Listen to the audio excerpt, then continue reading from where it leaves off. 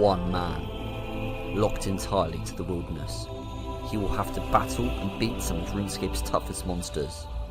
All of this in order to supply and upgrade his weaponry and armour in a fight for survival. In his quest to obtain every item, he is able to be attacked by any other player at all times. But who would take on such a fearsome challenge? I present to you, Wildanator. Previously, on the Wilderness Only Ironman series, we had a slightly shaky start where we got PK'd for the majority of most of our items. We then tried our luck at the Laren's chest, but unfortunately that was to no avail. So we decided to head up to the Revenant where we tested our luck, and boy did we get lucky. We landed ourselves the Amulet of Avarice, the Tharamin Scepter, and that also beautiful crossbow. Hello guys and welcome to episode 30 of the Wilderness Only Ironman series. Obviously in the last episode it was absolutely wonderful. We got ourselves the crossbow, which I'm really anxious to go and use. We have actually tested it out as soon as we got it at Krystilla, and actually it is slightly better than diamond bolts, but because we only have a limited amount of effort, it's actually not going to be worth using it at Krystilla because it wasn't quite as effective as I thought it might be. It's going to be absolutely great at Wildanator, but I think we're going to start things off as it is a weekend, and I don't really want to be using the weapons up at the bosses over a weekend. We're going to be trying to get towards that level 73 smithing goal, so we've got the bolts set for Krystilla, and we'll also have the crossbow to be able to tear through Wildanator. That's 72 smithing coming in, just one more until our goal of Addy bolts. 70 mining, that's going to be our final mining level before we hit the 73 smithing. There it finally is guys, level 73 smithing, which now means we can make those beautiful Addy bolts, which means that we're going to be able to make the diamond tip bolts, which is absolutely brilliant. This definitely wasn't one of my favourite grinds. It wasn't particularly quick because we were averaging probably about 16k an hour, I worked out, so it took us sort of 60 to 65 hours. Every time you log out of this place it logs you out outside and you got to pay another 7.5k to come in, and obviously we can be attacked in here, and because I need space for ores we didn't have any defence, so we just had to die and repeat the entry. But we have now done it and I cannot wait to make these bolts.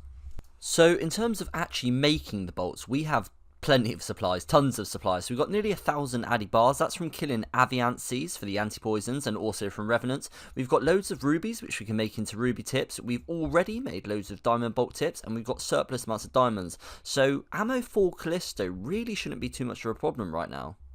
Oh boys, this feels like such a momentous moment after working towards 73 smithing. Just for a long time over time, it feels really good to be able to make these bolts. I have actually realised that although I've got the Addy bars and I've got the bolt tips, the thing that's going to be holding me back most is feathers, because my only viable way of getting them is Aviancies, and they drop as many as chickens, which is pretty ridiculous. But from getting all the anti-poisons, we do have 2k feathers, or nearly 2k feathers, so we can go with a few bolts, which is quite nice to know. That's the bolts completely made up, and I'm really chuffed with that. We got 1,400 diamond bolts and 500 ruby bolts. They're going to tear through Krystilla, and we're going to be taking them soon. But first, I really want to test out the crossbow, and the best place to do that is going to be Wildanator. So we're going to head up to Wildanator and see if we can get ourselves anything nice.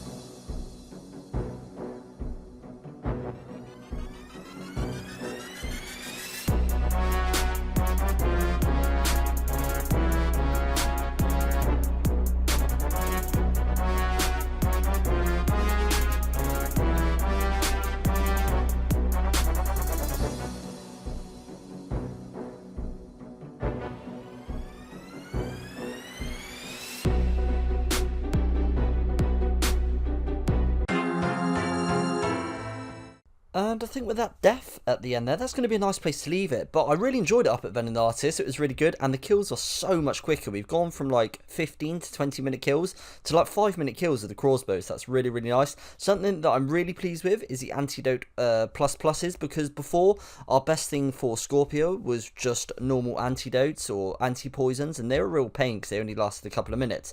So I think we're going to head up to a boss that we haven't actually done yet in order to test the crossbow again, and that's going to be the Chaos Elemental, and I'm pretty sure it's going to be good against that as well. So let's see if we can get up there and get ourselves anything nice.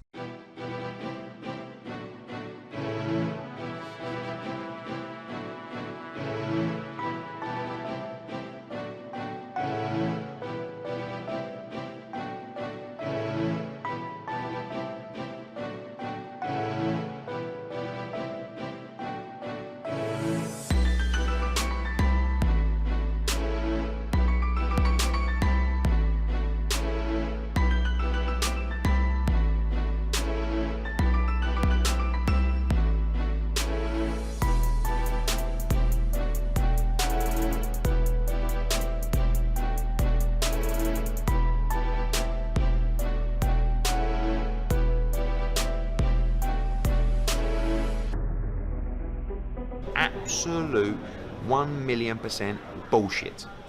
Okay, so after that death, I think that's a nice place to call it there. I was going to do 50 kills, and we got to 48, so that's not too bad. We got to 48, we're actually seeing a PK. The first PK we saw, we died. I'm not really sure how I died to that guy. But anyway, moving on.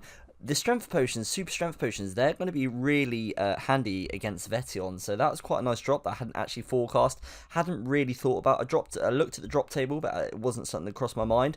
But somewhere else I'm really keen to try this crossbow, because I think it's going to be absolutely great, is going to be the Chaos Fanatic. So we're going to head up there. We've got the 2 Malediction shards, and all we need is the one from the Chaos Fanatic. So I kind of just want to camp him until we get the 3rd one, and then we would have the complete Odium shard.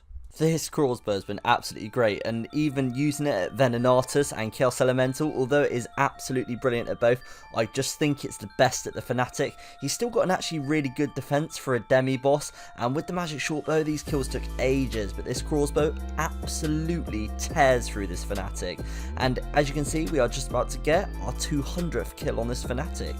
200 kills for battle staffs. Woohoo, look at that, sneaky Odium shard coming in. Obviously we're after the Malediction shard to complete the ward. However, that Odium shard's not too bad, because it means we now got 2 out of 3, we only need the 1 off Scorpia. And as we slap down this Chaos Fanatic, that is going to be at kill count number 250. Please don't waste my fucking time. I'm really fucking busy, you know? So, fucking just, I'm busy. I'm busy. No time for time wasters.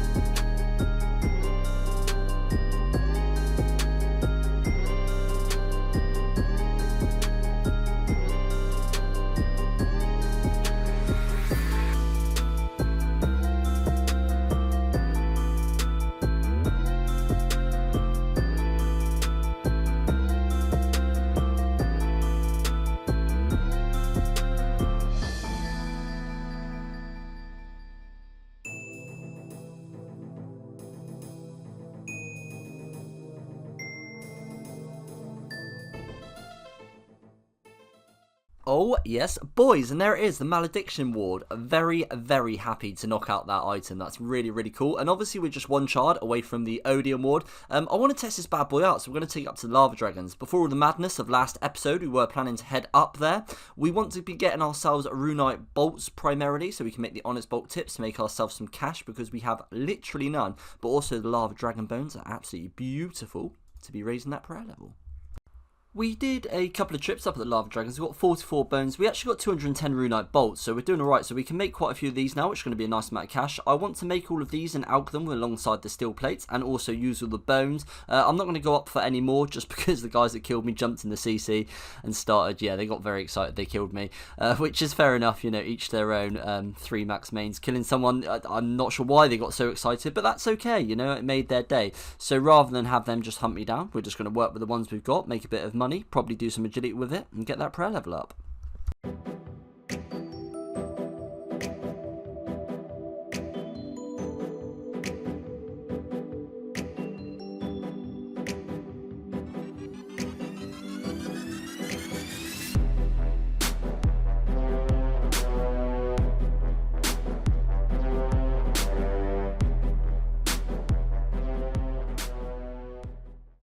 Well, boys, it literally does not get any closer than that. We were venomed 1 HP, but we managed to get the entangle and get the log out. We just had to log on the way back to the Ferox Enclave to avoid getting hit by that venom, but we did actually escape, which was pretty cool. We finished up all our bones, and that got us from 56 to 59 prayer. We've out all our goodies, which got us just over 2 mil. I do want a little bit more cash, so as you might see, I'm geared up for revs. We're just going to see if we can land ourselves an emblem. Even a 1 mil emblem would be really nice. It's just, I really want to focus on some Wilderness Slayer, and I would like to do that with magic to get it up near my range level, and for that we're going to need a load of money for death runes.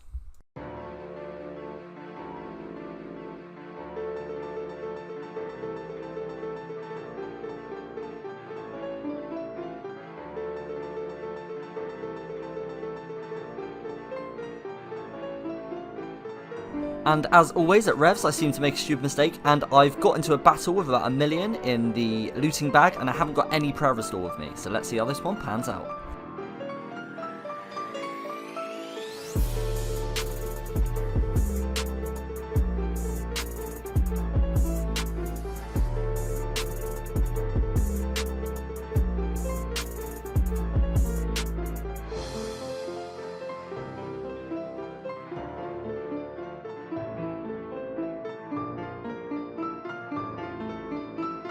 Somehow we did survive that without any prayer restore and got away with 17 HP, and we're coming home with the mill.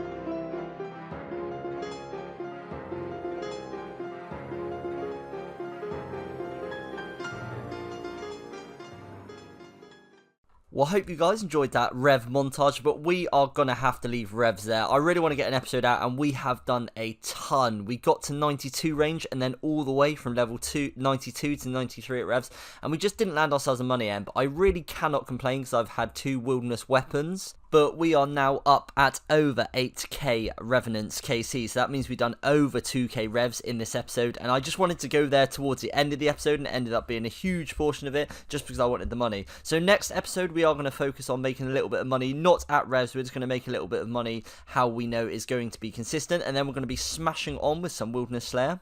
But let's jump over and take a look at our goals list, as I know full well we've ticked a few things off. Here is the goals list, and as you can see, we have now completed the Malediction Ward, which is absolutely brilliant, and we're just 1 shard away from the Odium Ward. Something else you might notice, I've taken off the rune items. It was an old goal that we completed that we've had complete for such a long time that I decided to take it off, and the reason is because I wanted boss pets on there.